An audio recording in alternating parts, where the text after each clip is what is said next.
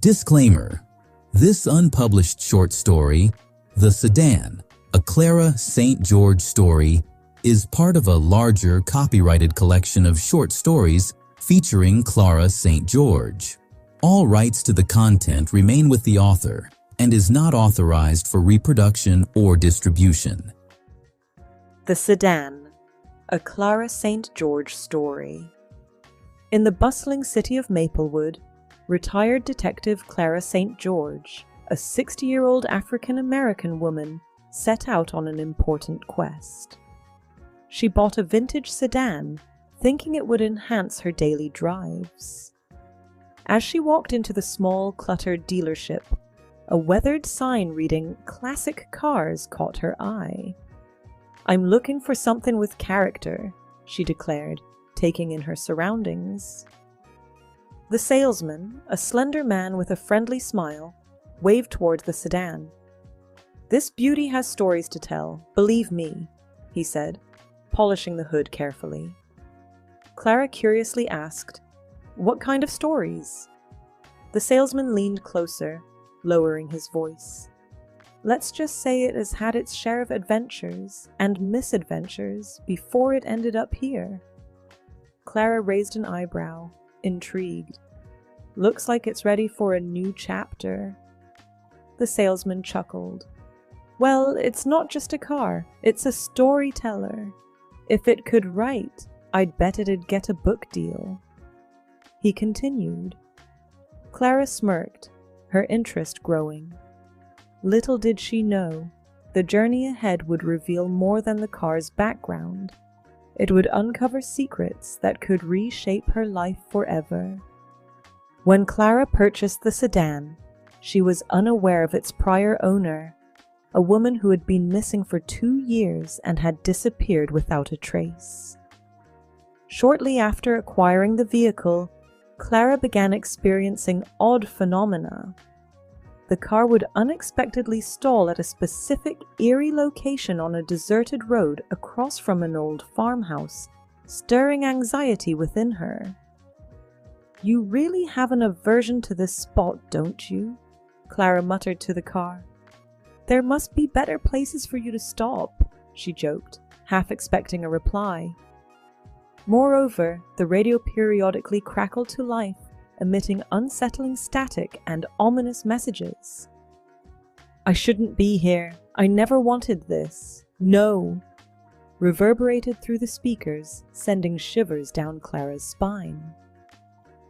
Clara was captivated by the disturbing enigma surrounding her vehicle. "Looks like you do have a story to tell," she quipped to herself, convinced that she was the perfect detective for the task. To her, it was more than just a car.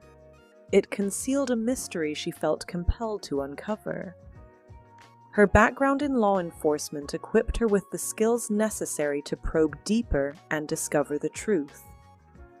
Resolved to solve this mystery, Clara visited her old police precinct. "They might think I'm back in the game for good," she whispered, laughing at the notion. The vintage building was steeped in history. Hours flew by as she scoured old case files, mumbling about the dust that surrounded her. Each folder hinted at events potentially relevant to her car. Clara approached this task systematically, scanning through reports and photographs in search of any clues that could illuminate the mystery. While researching, a chilling revelation emerged. Clara discovered that the last confirmed sighting of the missing woman occurred near the exact location where her car had stalled. "Well, isn't that just delightful?" Clara scoffed, shaking her head. This unsettling connection sent a jolt through her. Accepting that her car might be tied to a tragic event was difficult enough, but this was downright creepy. This newfound knowledge settled like a heavy burden on Clara's shoulders. "This isn't merely an adventure anymore, is it?" she murmured, feeling the unease grow with every journey to that same spot. Determined to advance the investigation, Clara resolved to learn more about the missing woman and her circumstances. Time to dig deeper, she decided. She picked up her phone, stating, "Nothing like a classic detective call." After interviewing the family of Sarah Evans, Clara learned significant details. "She was a brilliant light in our lives," Sarah's mother lamented, tears in her eyes. "We just want answers." Her father added, "She was headed downtown and never returned, only her car the next morning." Clara nodded, registering their words. "I promise I'll do everything possible to uncover the truth," Clara assured them. "This may help," her mother said to Clara while handing her an old GPS device and a pawnshop receipt. "This GPS belonged to Sarah, and this is a receipt we found in the car before we sold it to the car lot. We gave both to the detective in charge, but the next day he returned them to us, telling us that they were of no use to him. He never even bothered to process her car," her mother continued. "That detective was Harold Mills, a man Clara once worked with and never really liked. A now retired detective whom Clara had always thought of as lazy and unreliable." Next, Clara interviewed Sarah's ex-husband, Kyle Evans, but he had a solid alibi. Clara also interviewed Cassie, Sarah's friend who worked at the Quick Mart. Clara asked Cassie if Sarah was involved with anyone her parents didn't know about.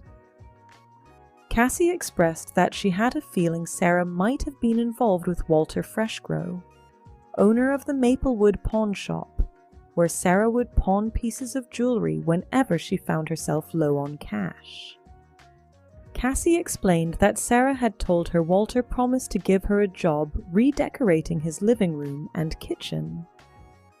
I then said to her, "So, Deborah finally decided to do something with that eyesore she calls a home?" She looked very confused, and then she asked me, "Deborah? Who is Deborah?" I replied, "Deborah is Walter's wife," which seemed to upset her. Suddenly she said, "I have to go," and then she left. Using the old GPS device, Clara traced Sarah's next step, the pawn shop. When she confronted Walter about Sarah, she presented the pawn shop receipt that Sarah's parents had found inside the car.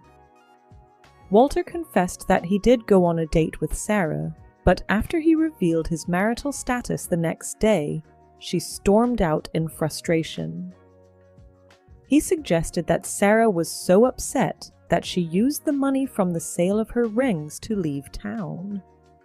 Another interview with Sarah's parents dismissed the notion that Sarah would ever leave town without telling them. Soon after, a man named Harry Pettleton arrived at the police station to speak with Clara. He told her that he had overheard the conversation between Walter and Sarah, during which she stated that they could remain friends but that she could never date a married man, and that it was Walter who seemed upset. Clara obtained Sarah's phone records and text messages, uncovering a message from Walter to Sarah in which he expressed that he would be fine with just being friends and that he was sorry for blowing up at her. He also mentioned that he had told his wife he had hired someone for a decorating job, adding that his wife wanted to meet her to go over some plans while providing his address in that text message. Clara found that same address in Sarah's GPS device. She also suspected that Detective Mills didn't want to implicate Walter, his friend as it turned out, in Sarah's disappearance, which was probably why he gave the GPS device and receipt back to Sarah's mother.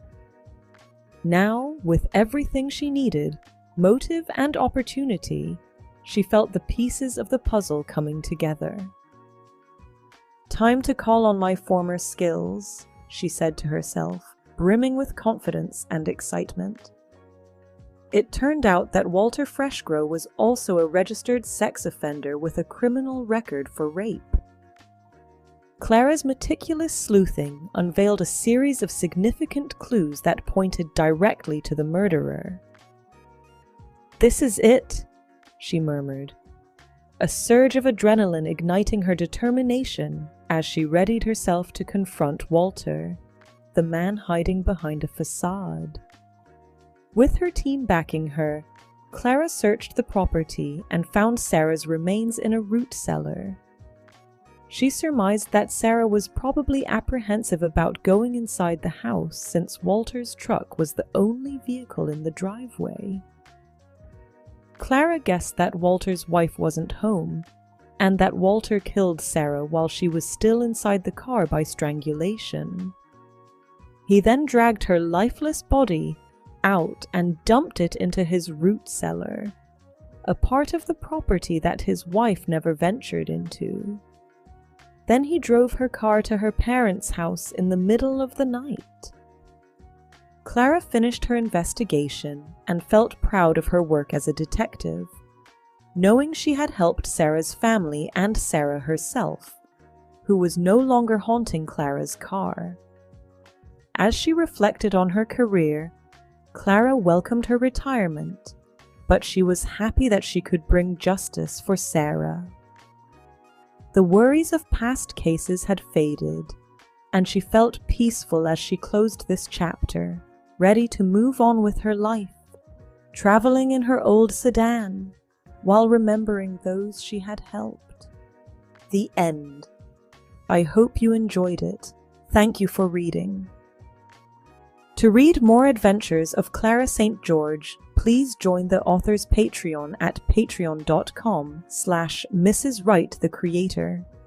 You can also find other Clara St. George stories and books by the author on Amazon at amazon.com/author/Jerri Wright.